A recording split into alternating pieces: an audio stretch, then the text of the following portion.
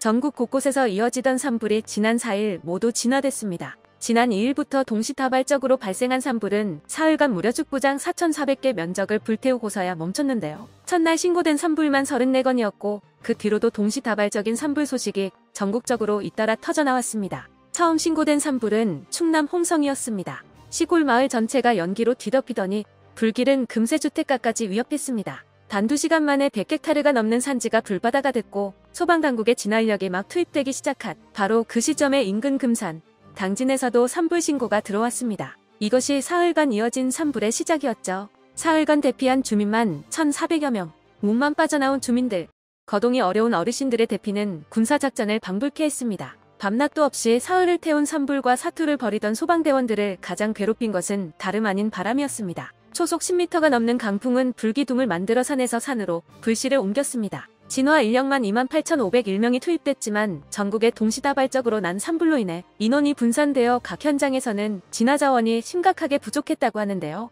결국 53시간 동안 발생한 53건의 산불은 식목일을 하루 앞두고 전국적인 비가 내리면서 겨우 멈췄습니다. 아무리 산불이 잦은 봄이라지만 올해처럼 큰 산불이 한 번에 나는 일은 흔치 않았던 탓에 소방당국은 잠도 못 자고 한바탕 전쟁을 치렀다고 하는데요. 숨을 돌릴 새도 없이 묵혀둔 문제들이 불거져 나오기 시작했습니다. 이번 진화작전에 대거 동원됐던 소방헬기가 지금 같은 상황이라면 해를 넘기지 못하고 비행 불가 판정이 떨어진다는 것입니다. 당장 내년 봄에도 이번 같은 산불 사태가 일어나지 말라는 법이 없는데 그땐 헬기도 없이 진화에 나서야 할지도 모르는 심각한 상황인데요. 도대체 어떻게 된 일인지 그리고 이를 어떻게 해결할 수 있을지 자세히 알아보도록 하겠습니다. 산불 진화의 헬기는 가장 유용한 수단입니다. 지형이 아무리 험하더라도 가리지 않고 뒤덮는 산불은 소방 차량으로도 쉽게 도달할 수 없는 곳까지도 위협하기 때문입니다. 이런 지형에서 진화 작업을 하는 데에는 하늘 위에서 물을 퍼부을 수 있는 헬기만큼 유용한 수단이 없죠. 특히 국토의 대부분이 산지인데다가 봄 가을만 되면 산불이 나기 일쑤인 한국은 소방 헬기의 유용성을 이루 말할 수 없습니다. 현재 산림청은 소형, 중형, 대형, 초대형까지 포함해 총 48대의 소방 헬기를 보유하고 있습니다. 이 중 산불 같은 대화재에 대응하는 데에는 중형 헬기 이상의 체급만이 유효하다고 하는데요. 정작 중형과 대형은 50시간마다, 초대형은 15시간마다 정비를 해야 해서 실제로 동시 가동이 가능한 헬기는 30여 대에 불과합니다. 이런 상태에서 이번 사태같이 동시 발생하는 산불이 급증하면 헬기 운용에 급격한 부하가 걸리게 됩니다. 국립산림과학원 기획과장인 이병두 씨는 동시 산불이 가장 위험한 이유는 진화 헬기를 이용한 초동 진화 그러니까 초기에 진화를 못하기 때문입니다. 모든 헬기가 다 동원돼 있는데 새 산불이 나면 어느 헬기를 뺄 수밖에 없는 그런 구조거든요라고 설명했습니다. 이렇게 되면 군용 헬기와 여타 민간 헬기까지 다 수배해서 도움을 받아야만 하는데 언제까지고 그렇게 하는 데에도 한계가 있습니다. 화재 현장의 불규칙한 상승 기류와 연기 등 위험한 환경에서는 진화 작업에 적합한 헬기 운용 숙련도가 필요하기 때문입니다. 군이나 민간에서 끌어모은 헬기의 도움을 받는다고 해도 이들 헬기의 조종사는 진화 작업을 소화하는 훈련을 받지 않았기 때문에 이들한테 전적으로 의존할 수는 없는 것입니다. 그런데 산림청이 소유하고 있는 소방 헬기에도 큰 문제점이 생겼습니다. 산림청 소속 소방 헬기 중 가장 많은 비중을 차지하고 있으며 실전에서도 최주력으로 사용되는 기종은 KA-32 일명 카무프 대형 헬기입니다. 소형 헬기 기종이 담수량 600에서 800리터인데에 비해서 카무프는 무려 3000리터의 소방용수를 옮길 수 있습니다. 이보다 더 담수량이 큰 초대형 헬기 S-64도 보유하고는 있지만 전국에 단 7대밖에 없어 쉽게 운용할 수 없다는 문제가 있죠. 그래서 지금으로서는 카무프의 성능에 진화 작전을 대부분 의존하고 있는 실정입니다. 그런데 문제점은 카무프 헬기가 당장 내년에는 정비가 불가능해질 수도 있다는 것입니다. 카무프 헬기의 뿌리는 구소련입니다. 소련 카무프 설계국에서 만들어져서 지금의 별명도 여기서 나온 것이죠. 테일 로터가 없는 이중 동축 반전 로터를 채용하고 엔진의 마력수도 높아서 운동성과 힘이 좋고 호버링 성능이 출중합니다.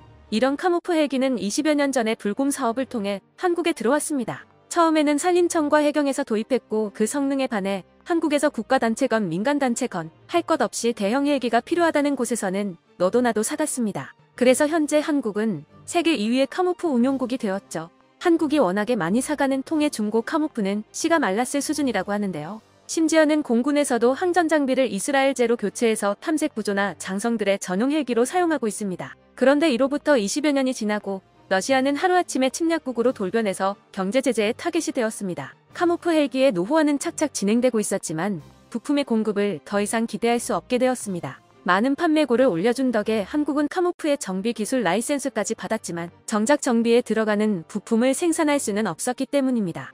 앞서 언급했듯 정비 주기가 매우 짧은 편이라서 부품을 쌓아두고 쓸 수도 없었죠. 산림 당국은 올해 8월 안에 부품 문제를 해결하지 못하면 내년에는 카모프 헬기를 띄울 수 없을 것이라고 밝혔습니다.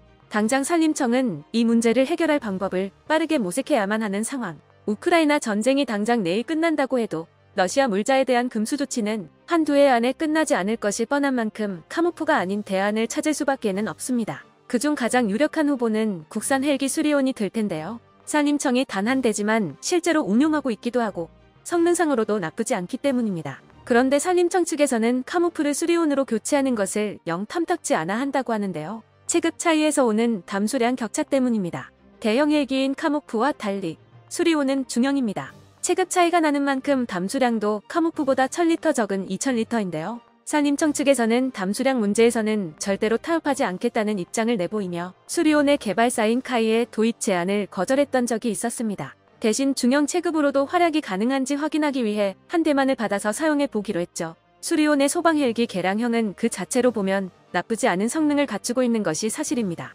앞서 설명한 2000리터의 소방용수를 담을 배면물 탱크, 인명구조용 로프를 연결하는 호이스트, 해상 임무 수행을 위한 비상부유장치 등이 탑재되어 있죠. 그 외에도 국내에서 유일하게 야간 진화 임무가 가능하며 물탱크를 꽉 채운 상태에서 시속 148km를 낼 수 있는 카모프보다 훨씬 빠른 시속 260km의 속도를 낼 수 있습니다. 게다가 초속 25m에서 30m에 달하는 강풍 속에서도 이착륙이 가능하다고 하죠. 이러한 성능을 갖추고 배치된 수리온은 지난 2020년 첫 실전을 거치고 그 성능을 증명하기도 했습니다. 안동에서 밤중에 일어난 산불을 야간 임무를 통해 조기 진화하는 데 성공한 것입니다. 하지만 그럼에도 산림청은 수리온의 도입을 망설였는데요. 카모프로 가능한 일들은 수리온을 가지고도 거의 다 할 수 있는데도 담수량의 만큼은 타협할 수 없다는 입장을 고수했기 때문입니다. 산림청의 입장도 이해가 가지 않는 것은 아니지만 이러다 보니 결국 올해까지 와서 카모프의 수명이 한계에 도달하고 말았습니다. 사실 카모프가 상당한 성능을 뽐내는 것은 맞지만 그에 못지않게 단점도 많았습니다. 부품 교체 주기가 짧아도 너무 짧아서 구매 비용은 쌌지만 유지 비용은 결코 그렇지 못했죠.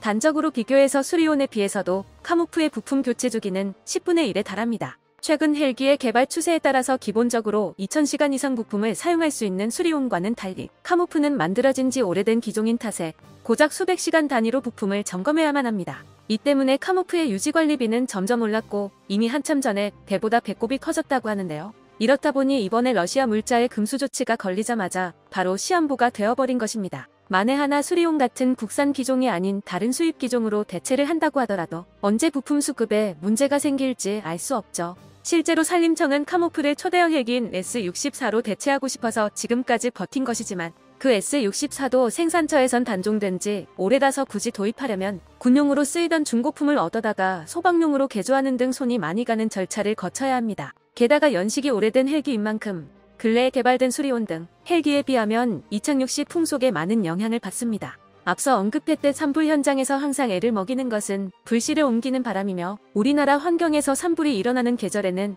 항상 강한 산바람이 발목을 잡았습니다. 그러나 카모프는 이러한 강풍의 화재로 인한 상승 기류가 겹치면 호버링하는 것이 매우 위험해져서 출동이 가능한데도 동원되지 못하는 일이 종종 있었던 것이 사실입니다. 지금으로선 산림청한테 수리온 외의 선택지는 없어 보이는데요. 최근엔 카이 측에서도 한 발 물러나 산림청이 원하는 대로 담수량을 올리는 개량을 해주겠다고 밝혔습니다. 작년 제15차 세계 산림총회에서 카이는 수리온의 산림 헬기형을 전시하며 차후 개량 계획도 발표했는데요. 기어박스의 성능을 향상시킴으로써 담수 용량을 최소 3000리터 이상으로 늘려 카모프에 뒤지지 않는 수송 능력을 갖추겠다고 밝혔죠. 이에 더해 기존에는 분리되어 운용되던 산불 진화와 항공방제 시스템을 하나로 구현해서 임무 전환에 소요되던 시간을 획기적으로 단축할 수 있다는 점도 강조했습니다. 이 자리에는 당시 산림청장 역시 함께하고 있었던 만큼 산림청 역시 카이가 개발하는 수리온의 본격적인 도입을 진지하게 고려하고 있을 것으로 관측되는데요. 만약 개량 수리온을 도입하게 된다면